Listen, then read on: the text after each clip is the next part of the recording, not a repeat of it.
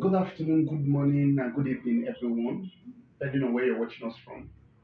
We are still on our program called Project Management Professional. The other time we talked about the first knowledge area, talking about project management framework.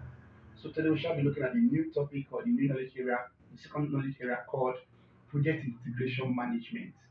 Project Integration Management. When you hear the word integration, it simply means joining of one or two things together to make a single entity. So, what is project integration management? What is project integration management? Project integration management include all the processes, activities that need to be identified, defined, combined, unify, and coordinate the project management processes group. I repeat, project integration management can be defined as all the processes and activities that need to be identified, defined, combined, unify, and coordinate the project management processes group. Whenever you hear the word project management processes group, don't forget them. They are initiation, planning, execution, controlling, and what? Closing. So in project integration management, we have about six project integration management processes. I'm aware you've not forgotten what a process is, which we started with.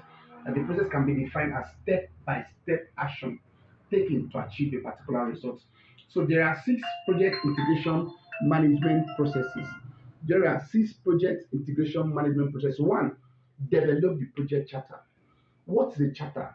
Charter can be defined as a document that formally recognizes the existence of a project and authorize the project manager to use the organizational resources to project activity. I repeat, a project charter can be defined as a document that formally recognizes the existence of a project and authorize the project manager to use organizational resources to project activity. What I is trying to explain to us is a document, is a paper that authorize you, the project manager, to use the resources of the organization to execute the project activity. This second project integration management process talks about develop the project management plan. We talk about develop the project management plan. What exactly are we discussing? That simply means defining, planning, and coordinate all subsidiary plans and integrating them into a unified project management plan. In a local way, you can say develop the management plan simply means planning of your project. And the third project integration management process talked about direct and manage project work. This simply means leading and performing the work defined in the project management plan and implementing approved changes as the project commences.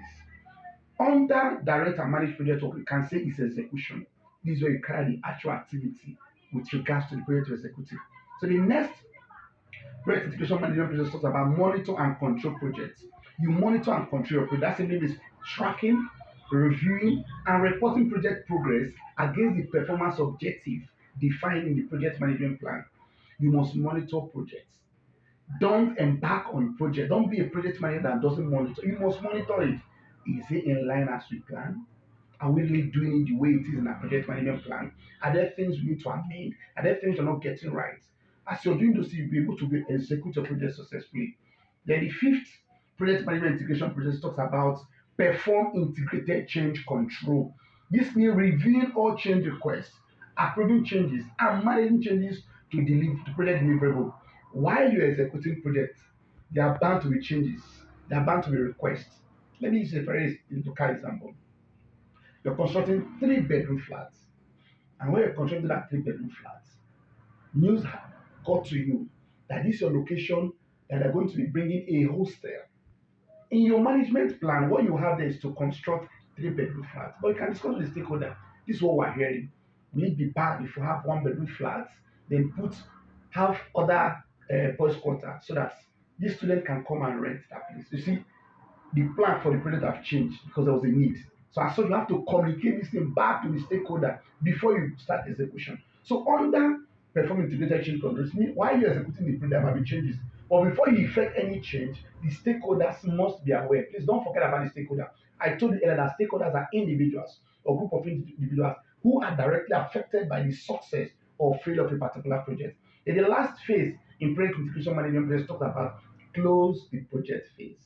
This simply means finalizing all project activities to formally close the project or phase. Every project you're embarking on as a project manager, you must be able to close it. Are you with me? That is that on project integration management processes. So, as a project manager, you must equip yourself with these knowledge areas. We've talked about the project management framework. The second one we're talking about is now project integration management. Go through it, ask questions. Thank you so much. I remain your humble instructor, Mr. Innocent. Have a lovely day.